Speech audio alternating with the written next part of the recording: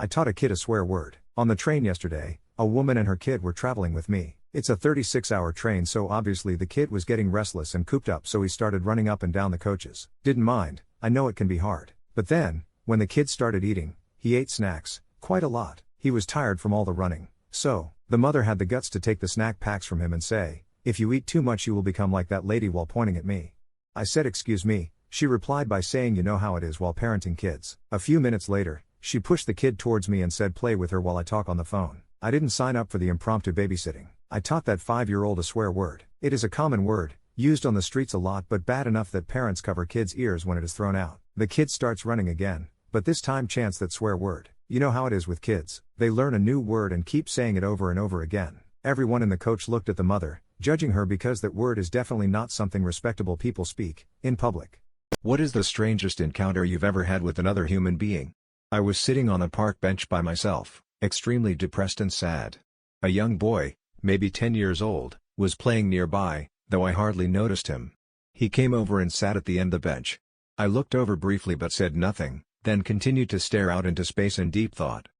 A few moments later he had scooched over towards me and laid his head on my lap, clearly to comfort me. Neither of us had said a word and we continued in silence for about a minute, at which point he got up and walked away. I choked out a squeaky thank you. I was so moved by this human act of kindness I can easily say it changed my life, lifted me out of my depression and gave me hope for the future. Was it an angel? Or just an empathetic young boy? Either way I think it was a miracle. I, 24, just got told by my friend with benefits, 23, I'm too big for a relationship. It's 4:43 a.m. and I haven't stopped crying for an hour since he told me. I think it hurt me so much because in the past year I've lost 42 kilograms, 93 pounds. I'm so incredibly embarrassed. All I can think about is the whole time we were making love, was he just thinking how big I am? When he made me send pictures, was it actually just turning him off? He said weight doesn't matter to him, but apparently I have a lot of loose skin. I actually have zero loose skin despite the loss, and that men are competitive and only want best of the best. Then he used every big girl's favorite line, "But you have the most beautiful face." I just feel like an idiot giving myself to him for him to tell me I'm big. He knew I was big. We met before we did anything and I never hit it. I don't know if he is just trying to bring my self-esteem down because lately I've been talking about trying to find a real relationship which would obviously end things with him. I understand big girls aren't everyone's cup of tea, but if I'm honest with myself I thought I had a really nice body. I've worked so hard on myself and I feel like I'm at the start of my self-confidence journey again. Am I the a-hole for yelling at my girlfriend to stop effing eating? My M26 sister, F23, runs a bakery business and she's been struggling lately to keep up with orders because she's been short-staffed. She does a lot of orders for wedding cakes that require custard or marmalade fillings, and I offered to help her out by making these fillings at home and bringing them to her so she has less work to do. Unfortunately, the past 4 times I've made these fillings, my girlfriend, F24, has literally dipped her fingers into the filling jars and contaminated them because, in her words, she just wanted to try some. I've tried explaining to her that she can't dip her fingers in and contaminate the entire batch, because then I have to remake it. I said she should use a spoon and take some out if she wants to try so bad, but she just pouts and says that she likes using her fingers because it takes her back to her childhood.